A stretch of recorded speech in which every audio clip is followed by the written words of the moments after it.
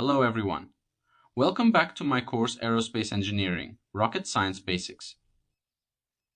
In this video, we will talk about forces and acceleration during liftoff phase. Also, I will be thankful if you give me feedback about this course to make it better and more useful for you. Please write down your thoughts in the comment section or reach out to me via the email provided in my profile. Forces at liftoff. The forces acting on a model rocket do not remain constant during flight.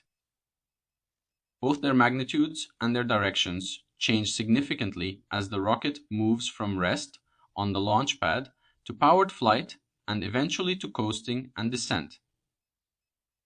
To understand rocket motion, it is useful to begin by examining the forces acting on the rocket immediately after liftoff, when the situation is at its simplest. Just after liftoff, only two major forces act on the rocket: thrust and weight. Thrust, usually denoted by T, is the force produced by the rocket motor as exhaust gases are expelled downward. This force always acts along the central axis of the rocket, pushing it in the direction it is pointed. Weight, denoted by W, is the gravitational force acting on the rocket and is always directed downward toward the center of the Earth, regardless of the rocket's orientation. For a vertical launch, the thrust force is directed straight upward, while the weight force is directed straight downward. These two forces act in opposite directions along the same vertical line. At this moment, there is no sideways motion, so there is no horizontal force acting on the rocket. This means the net horizontal force on the rocket is zero. The net vertical force, however, is the difference between the upward thrust and the downward weight. The vertical force equals thrust minus weight. The acceleration of the rocket during liftoff can be determined using Newton's second law of motion, which states that the net force acting on an object is equal to the mass of the object multiplied by its acceleration. By applying this law to the vertical direction, the rocket's upward acceleration can be calculated using simple algebra. Because there is no horizontal force during a vertical launch, the rocket does not accelerate sideways. All of the acceleration occurs in the vertical direction. The net vertical force is equal to the thrust produced by the motor minus the weight of the rocket. If the thrust is greater than the weight, the net force is upward, and the rocket accelerates upward off the launch pad. If the thrust were less than the weight, liftoff would not occur. Under normal flight conditions, aerodynamic forces play a critical role in keeping the rocket aligned with its direction of motion. These forces depend on the square of the rocket's velocity, meaning they increase rapidly as the rocket speeds up. However, at liftoff, the rocket's velocity is very small. Because of this low speed, the aerodynamic forces acting on the rocket are also very small and provide little to no stabilizing effect. With minimal aerodynamic forces available at liftoff, the rocket cannot rely on airflow alone to maintain proper orientation and control. This lack of aerodynamic control makes the rocket vulnerable to tipping or drifting if no additional guidance is provided. To ensure stable and controlled motion at low speeds, model rockets are launched using a launch rail or launch rod. The rail passes through a launch lug, which is a small tube mounted along the side of the rocket's body. As the rocket begins to move, it is constrained to travel in the direction of the rail. This mechanical guidance keeps the rocket pointed in the desired direction until it reaches a speed high enough for aerodynamic forces to become effective.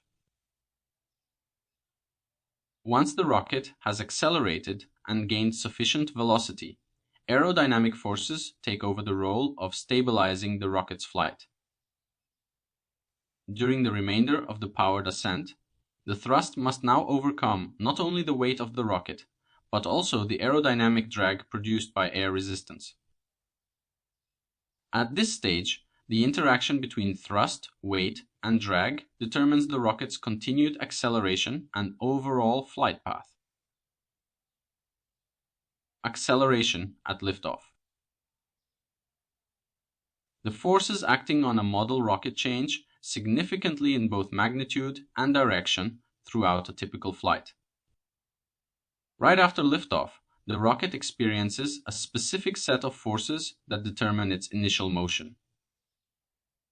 At this stage, the primary forces acting on the rocket are thrust and weight.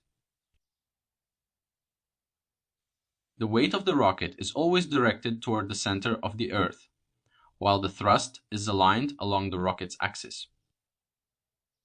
In the case of a vertical launch, the thrust is directly opposite the weight. This means the net vertical force, often denoted as Fv, can be calculated as the vertical force equals thrust minus weight.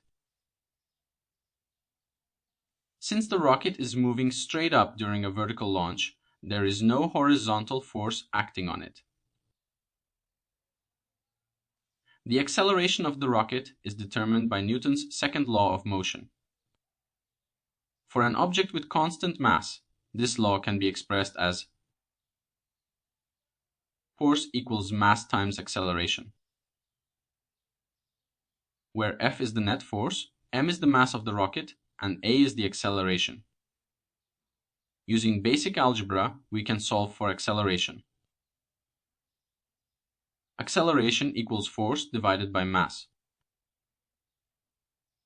Applying this to the vertical motion of the rocket, the vertical acceleration F is vertical acceleration equals thrust minus weight divided by mass.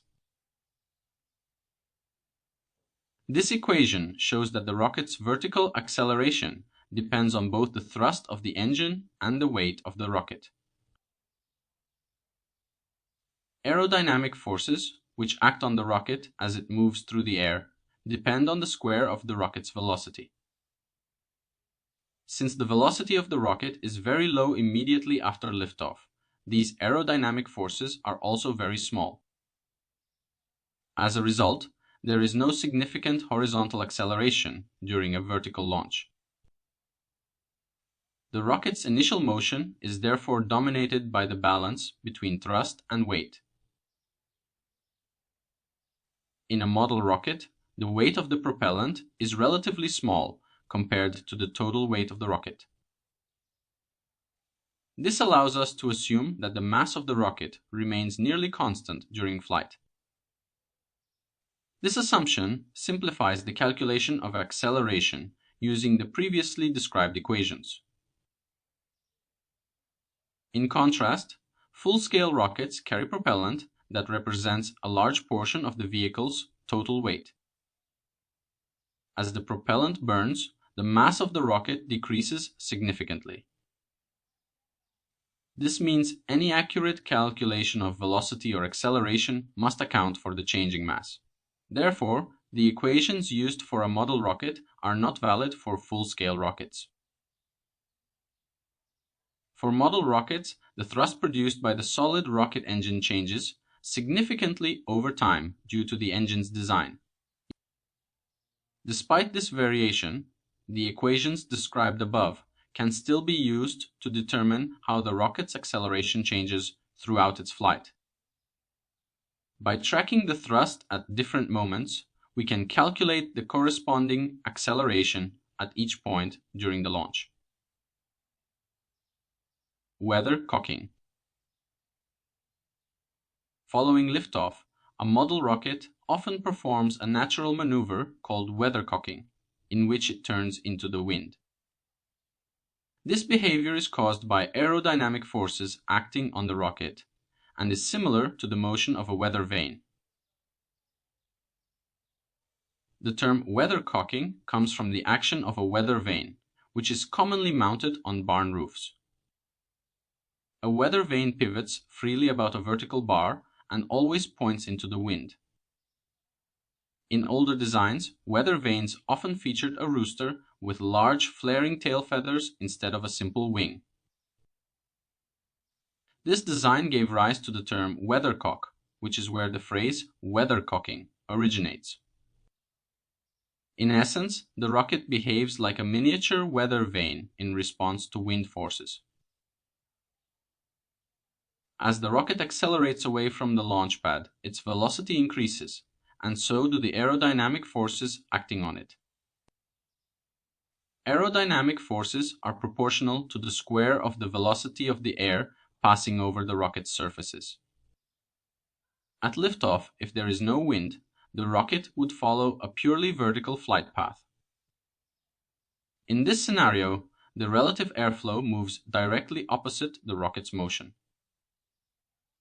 From the perspective of someone on the rocket, the air would appear to move past toward the rear of the rocket. However, when wind is present, it adds a velocity component perpendicular to the rocket's vertical flight path. The combination of the rocket's upward velocity and the wind creates an effective airflow direction that is inclined at an angle to the rocket's axis. The angle of this airflow depends on the relative magnitudes of the wind speed and the rocket's velocity. Because the effective airflow is no longer aligned with the rocket axis, an aerodynamic lift force is generated. This lift force acts through the center of pressure, which is typically located along the rocket body, near the fins. The lift force produces a torque around the rocket's center of gravity, causing the rocket to rotate. As the rocket rotates, it changes its flight path toward the wind. Eventually, the rocket aligns with the effective airflow direction, at which point the lift force disappears. Once this alignment occurs, the rocket continues along the new flight path, now directed into the wind. This self-correcting behavior helps stabilize the rocket and is a key factor in ensuring a straight and safe flight. Okay guys, now let's have a little quiz. The quiz consists of 3 questions. I'll give you 10 seconds for each one, and then I'll show you the correct answer. Let's start with the first question. Question 1. Which 2 major forces act on a model rocket immediately after liftoff?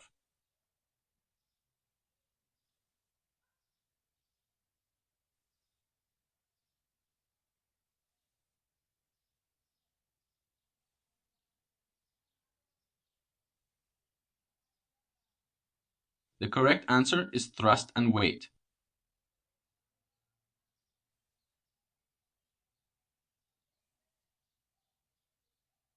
Question 2. What is the main reason model rockets use a launch rail or launch rod during liftoff?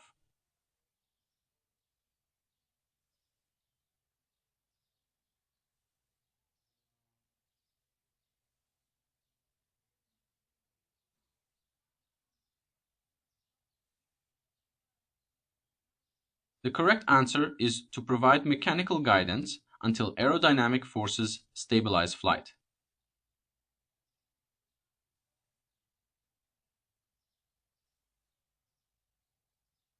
Question 3. What is weathercocking in the context of model rockets?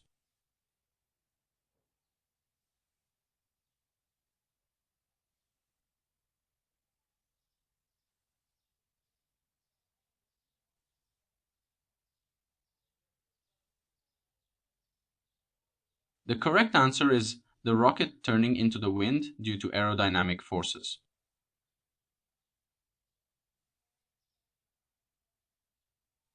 Unlock the world of aerospace engineering with my other expertly designed courses.